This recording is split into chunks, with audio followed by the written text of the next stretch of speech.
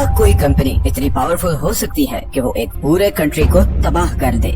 उसकी जमीन, उसके खेत, उसके पीने का पानी, हर चीज को जहर बना दे। हजारों बल्कि लाखों लोगों को जानबूझकर कैंसर का मरीज बना दे। और फिर वो कंपनी इतनी ताकतवर हो जाए कि अपने खिलाफ उठने वाली हर आवाज को पूरे जोर के साथ कुचल दे, चाहे उसके लिए उसे मिलिट्री ही यूज करनी पड़े। दुनिया की बड़ी बड़ी रॉयल फैमिलीज उस कंपनी की बैक पर हो और फिर वो कंपनी पैसा और मीडिया प्रोपेगेंडा यूज करके अपने हर गुनाह पर पर्दा डाल दे, क्योंकि जो कुछ उस कंपनी ने किया है अगर वो खुलकर सामने आ जाए तो पूरी दुनिया हिलकर रह जाएगी। लेकिन अब वक्त आ गया है कि इस कहानी को एक्सपोज किया जाए। सच ये है कि आज की वीडियो में हम आपको बताने जा रहे हैं एक ऐसी ही कंपनी की कहानी जिसने अपने फायदे के लिए लाखों इंसानों की जिंदगी दांव पर लगा दी।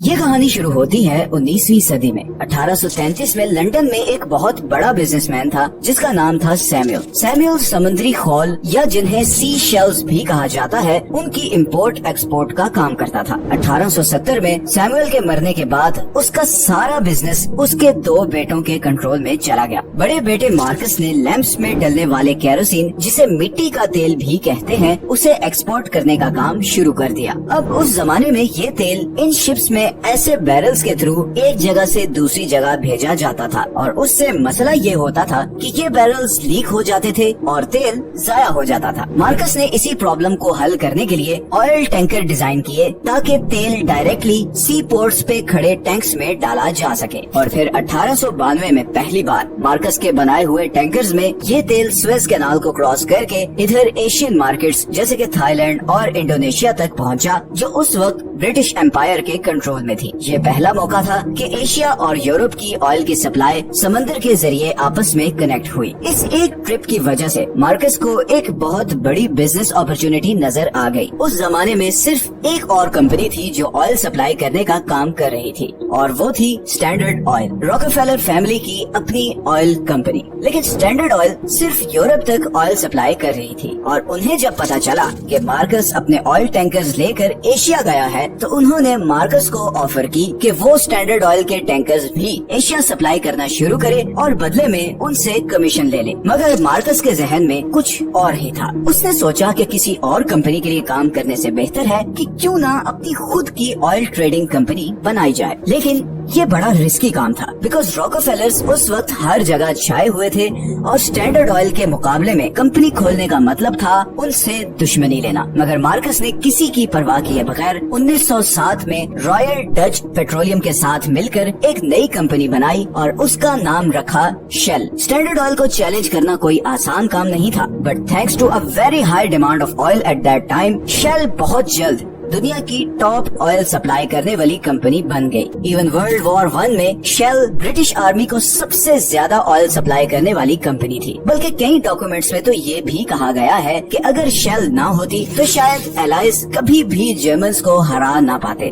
वर्ल्ड वॉर 1 के बाद दो चीजें एस्टेब्लिश हो चुकी थी। एक ये कि ऑयल 20th सेंचुरी का सबसे इम्पोर्टेंट रिसोर्स है, जिसके पास भी ऑयल सप्लाई का कंट्रोल होगा वही दुनिया पे राज करेगा। और दूसरा ये कि शेल अब स्टैंडर्ड ऑयल को बीट करके दुनिया की सबसे बड़ी ऑयल कंपनी बन चुकी थी। लेकिन ऑयल का सबसे बड़ा मसला ये है कि आप अपनी मर्जी से इसकी सप्लाई या प्रोडक्शन बढ़ा नहीं सकते। एक तो ऑयल रिजर्व्स कुछ लिमिटेड कंट्रीज के पास है और दूसरा इसे एक्सट्रैक्ट और रिफाइन करना भी अच्छा खासा महंगा काम है। और फिर जिन कंट्रीज के पास ऑयल के रिजर्व्स हैं वो बड़ा प्रोटेक्टिव होते हैं अपने नेचुरल रिसोर्सेज को लेकर। इसीलिए मार्कस के माइंड में इसका सोल्यूशन ये आया कि वो कोई ऐसा कंट्री ढूंढे जिसके पास ऑयल के बड़े रिजर्व्स हों। वो कंट्री अच्छा खासा गरीब भी हो और वहाँ पर ठीक ठाक करप्शन भी हो। ये सारी कंडीशंस सिर्फ एक कंट्री पर पूरी होती थी और वो था अफ्रीका के वेस्ट में लोकेटेड अफ्रीका का सबसे रिसोर्स रिच कंट्री नाइजीरिया। पूरे अफ्रीका के सबसे बड़े ऑयल और नेचुरल गैस के रिजर्व्स नाइजीरिया में हैं। इसी अपॉर्चुनिटी को भांपते हुए शेल ने 1940s में नाइजीरिया में अपनी कंपनी सेटअप कर ली और फिर नेचुरल खूबसूरती से माला माल ये कंट्री प्रॉफिट के लालच और पावर की हवस की भेंट चढ़ गया। शेल ने नाइजीरियन गवर्नमेंट के साथ पार्टनरशिप कर ली ताकि उनके और बिलियंस ऑफ डॉलर्स के प्रॉफिट के दरमियान कोई ना आए। अब आप चाहे लोगों के पीने का पानी या किसानों के खेतों को जाने वाला पानी जहरीला बनाएं, कोई आपको नहीं रोक सकता। किसान खेत जाते हुए डरते थे कि कहीं गलती से उनसे माचिस न जल जाए और सारे खेतों को आग न लग जाए। नदियों में पानी कम और तेल ज्यादा था। कई किसान तो लिटरली इस तेल में तैर कर अपने खेतों तक पहुंचते थे। सारी नहरें तेल की वजह से खाली हो चुकी थी। लोग पानी लेने के लिए नल खोलते तो उसमें से भी तेल निकलता। लोगों में कैंसर फैलना शुरू हो गया। ऐसी बीमारियां फैलने लगी जो पहले किसी ने सुनी भी नहीं थी। खेत बंजर होने लगे और मजबूरन लोगों ने शेल के खिलाफ प्रोटेस्ट करना शुरू कर दिए। लेकिन जब गवर्नमेंट ही आपकी पार्टनर हो तो प्रोटेस्ट आपका कुछ नहीं बिगाड़ सकते। 1990 में शेल के खिलाफ होने वाले प्रोटेस्ट्स पर आर्मी बुलाई गई और निहत्थे लोगों पर गोलियां चलाई गई और ग्रेनेड फेंके गए। 80 लोग मारे गए और 600 घरों को आग लगा दी गई। इन लोगों का जुर्म सिर्फ ये था कि ये एक कंपनी के खिलाफ आवाज उठा रहे थे जिसने इनके पीने का पानी और खाना उगाने वाले खेतों को जहर बना दिया था, जिसकी वजह से इनके बच्चे कैंसर से मर रहे थे। शेल को इस सारी ट्रेजेडी से कोई फर्क नहीं पड़ा, बल्कि 3 साल बाद ही 1993 में एक नई पाइपलाइन के खिलाफ होने वाले प्रोटेस्ट्स पर शेल के कहने पर नाइजीरियन आर्मी ने डायरेक्ट फायरिंग की, जिससे एक आदमी की मौत हो गई और 11 लोग घायल हो गए। शायद आपके जहन में ये सवाल आ रहा हो कि नाइजीरियन मिलिट्री कैसे एक कंपनी के लिए अपने लोगों पर गोली चला सकती है। तो दोस्तों, शेल सिर्फ गवर्नमेंट ही नहीं बल्कि नाइजीरियन आर्मी जनरल्स को भी हैवी फंडिंग दे रखी थी। इसके साथ साथ शेल ने नाइजीरियन आर्मी को state of the art guns, ships और इवन हेलीकॉप्टर्स भी गिफ्ट किए। जब सबका कॉमन इंटरेस्ट एक हो तो फिर प्रोटेस्टर्स की वैल्यू ही क्या रह जाती है। शेल ने पैसे के जरिए सबको खामोश करवा दिया था। सब कुछ शेल के कंट्रोल में था सिवाय एक आदमी के।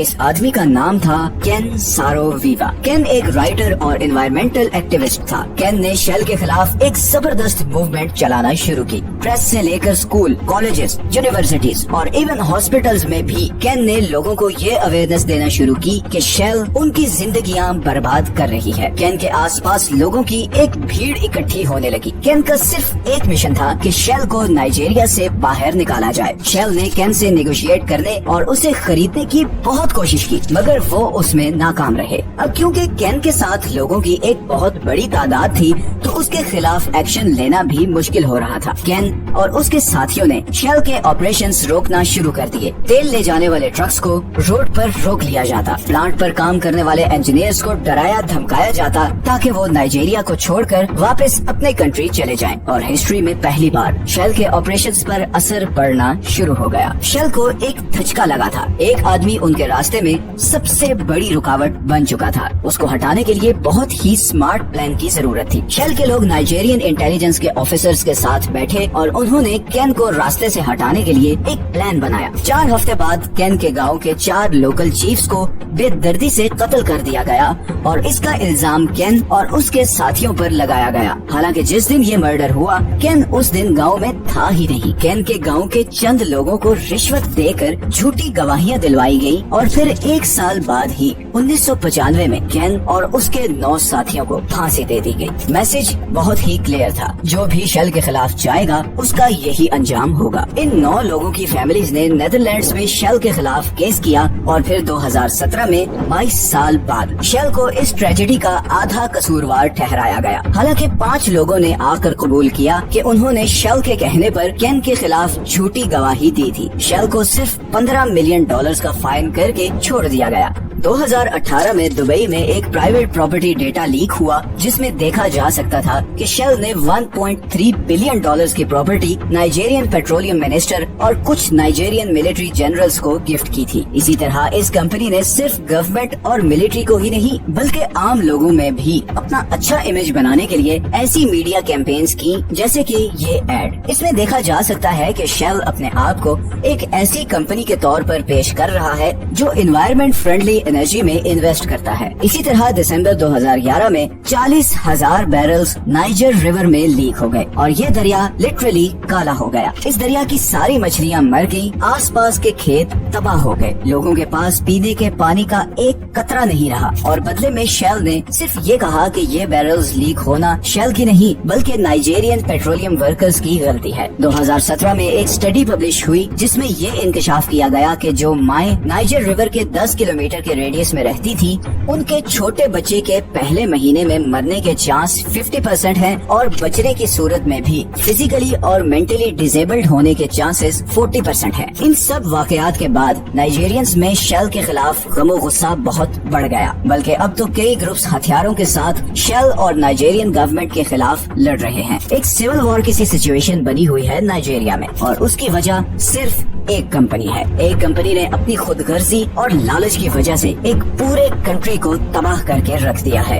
ये सोचकर ही खौफ आता है कि इंसान पैसे और पावर के लिए किस हद तक गिर जाता है। दूसरे इंसान की जान, माल, किसी चीज की कोई अहमियत नहीं रहती। अभी ऐसे बहुत से राज हैं जिन पर से हमने आगे आने वाली वीडियोस में पर्दा उठाना है। बहुत से ऐसे क्राइम्स हैं और बहुत से ऐसे लोग हैं जिनके जराइम दुनिया के सामने लाने हैं।